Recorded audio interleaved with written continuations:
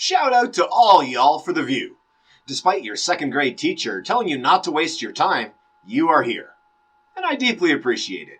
So, how many idiots did you talk to today? How many of those people talked to one today? He asks with a smile. We see examples all around us of people making bad arguments, believing in ridiculous things, and supporting what seem to us to be insane notions and concepts. These people supporting these ideas, they disagree with us. They also think we are holding ridiculous ideas and notions. They think we are the ones making bad arguments. So, I think you are wrong, and you think I am wrong. You call me names, and I call you names. This is what I see anytime I'm on social media. What do you see? My seeing things that I think are wrong doesn't mean they are wrong, just as those seeing my arguments as wrong may or may not be correct. How then are we to find out who, if either of us, are indeed correct? Well, it is quite simple. I use my critical thinking skills, you use your critical thinking skills, and... Oh, damn. That is exactly what we both thought we were doing, and here we are, still disagreeing. Let's find out why.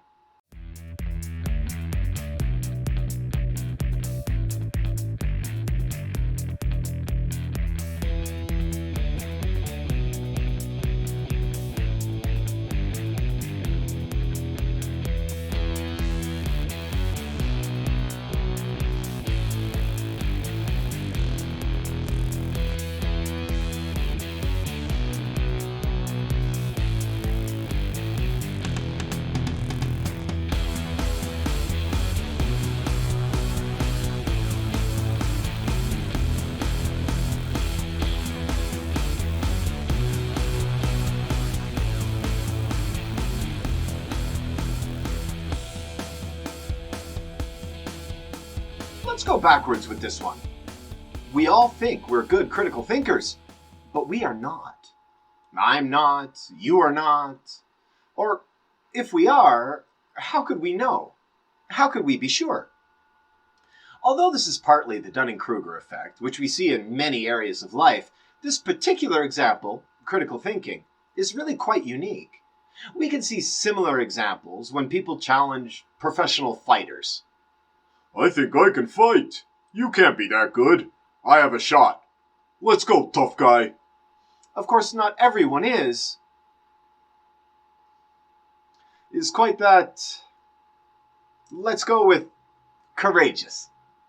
Perhaps driving might be a better example than fighting, yet, again, there are lots of people who would self-report as bad drivers or as unable to drive. So, still, not a great analogy. With critical thinking, however, it is different.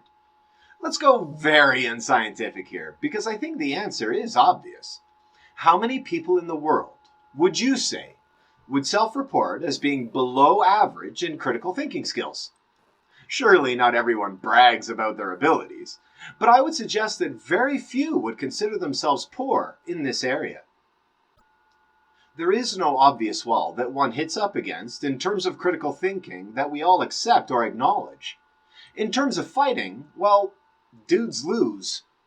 Very noticeably. In terms of driving, we have objective tests, as well as insurance companies who monitor ability based on accidents and such. In debate, in disagreement, we often try to point out the failures in the other's standpoint, right? Perhaps in their arguments, or perhaps with an example, or perhaps try to provide a better argument for our own sides. The problem that I'm sure we've all seen is that the person often doesn't seem to get our point. Oh, I never thought of it that way. You're right. There is no good reason to believe in this crazy stuff. Yes, of course. People do change their minds, and yes, sometimes on the spot. What I'm talking about is most people. Most of the time. Society. So, they are not listening to your good, rational counterpoints and arguments. But, swap places for a moment. The other person also feels they have the correct position. They believe they have good reasons for their position.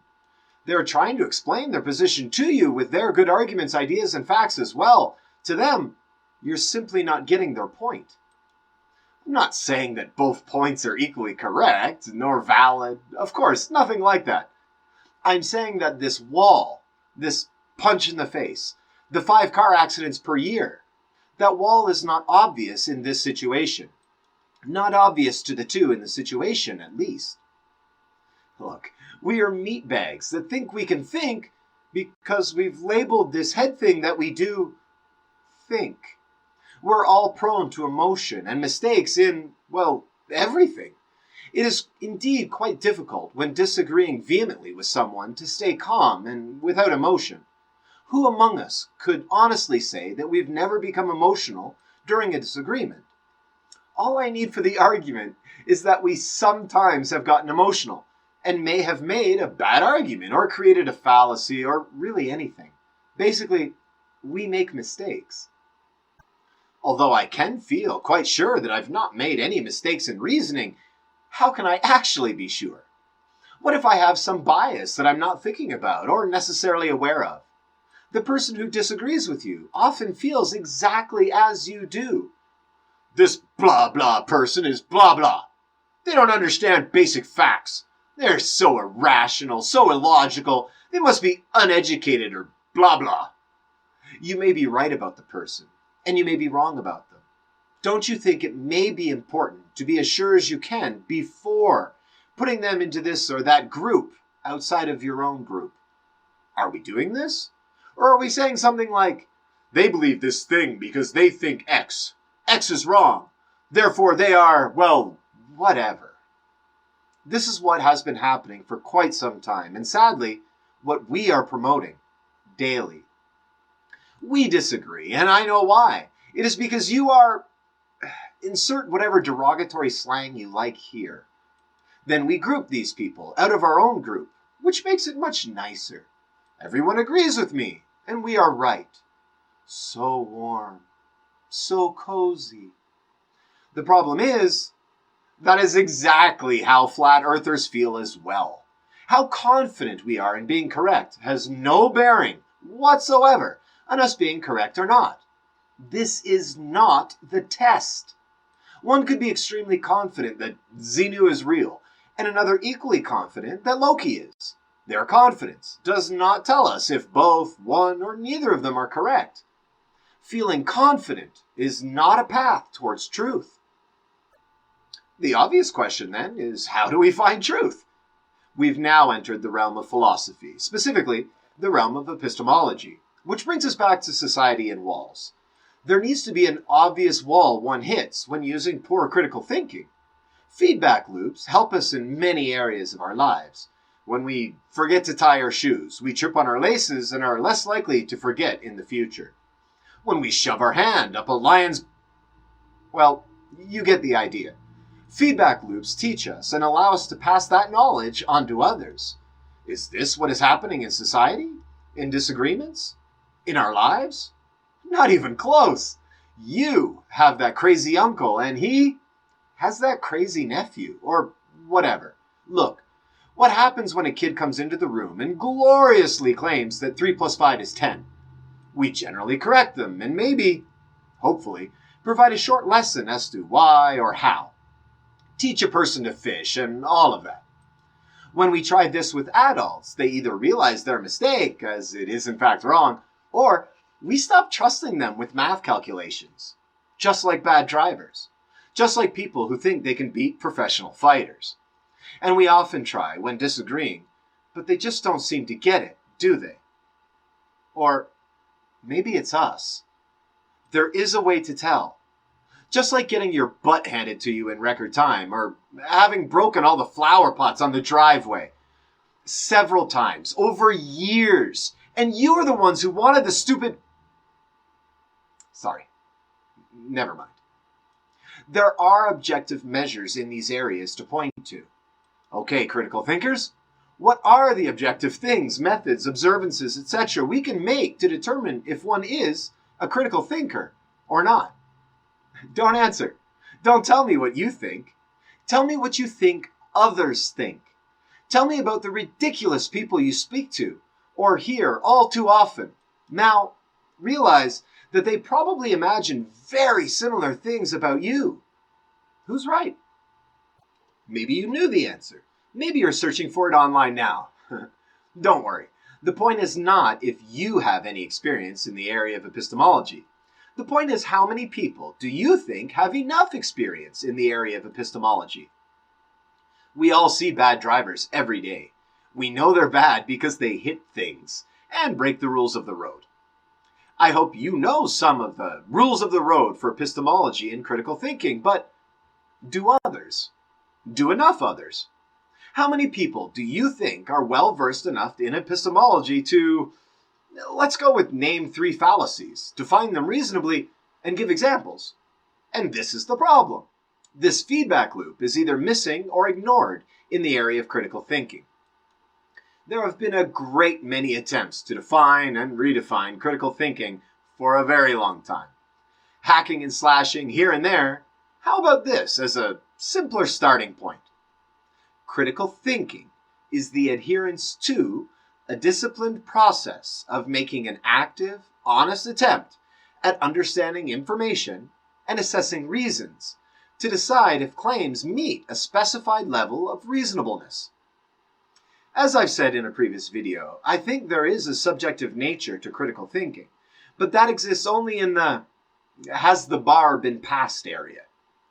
Is the evidence and argumentation sufficient to warrant the claim? This seems subjective to me, but we can't get that far anyway. The problem is very simple. There is no adherence to any such process by, well, far, far, far too many of the population. This is what you see on social media every day, and also what those you argue with see.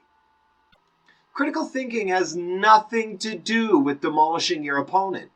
Critical thinking is a method to most reliably come to true beliefs. It is about learning, not convincing. Critical thinking has to do with listening to your opponent, trying to understand their point of view. What exactly are they saying? But this isn't what we do. Instead, we tell them and ourselves why they are saying it. They are crazy, they are fascist, they are whatever. How many of the views against your positions can you espouse? Would your steel man work? Do you honestly think you could go to one of your opponent's rallies and convince them that you are one of them, say, in a speech? Do you think your opponents could do the same in your groups? I hope I'm wrong. I really do. I fear that a tiny percentage of people could make the arguments of their opponents. It is truly a wonderfully helpful thing to understand the point of view and reasons of the other, for this is when we can actually make some changes. This is why steel manning is so important. This is also why charitable listening is so important. But wait, listening to the enemy, won't I be swayed to the dark side of the Force? Unwind those tighty-whities there, Luke. This is why understanding fallacies is so important. But they're yelling and I'm getting emotional. This is why arguing dispassionately is so important. Look, I'm nothing special. No one important. I'm not talking about my ability. I'm certainly not saying that I have any great ability in this area at all. I'm not talking about me. I'm talking about us. This is really not so difficult. Try to tell your opponent what they are saying. See if they agree with you. If they do not, you are misunderstanding something. Calmly listening to your opponent will not only push them to do the same, but will allow you to hear them in the best light. People make mistakes and have trouble explaining. Let's help them. They could be right, and we could learn something. Start, or continue, learning about fallacies. When many of us can see that 5 plus 3 does not equal 10, we can help others also stop making this mistake. We've all learned about math. Let's help others in other areas as well. Don't, or rather, try not to get angry with your opponent, even if you think they deserve it. It will only reduce the effectiveness of your thinking, as well as make it more difficult to listen charitably.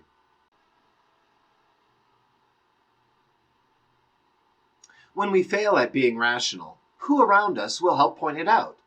What very often happens is another pointing out our closely held beliefs to be wrong or unsupported results poorly.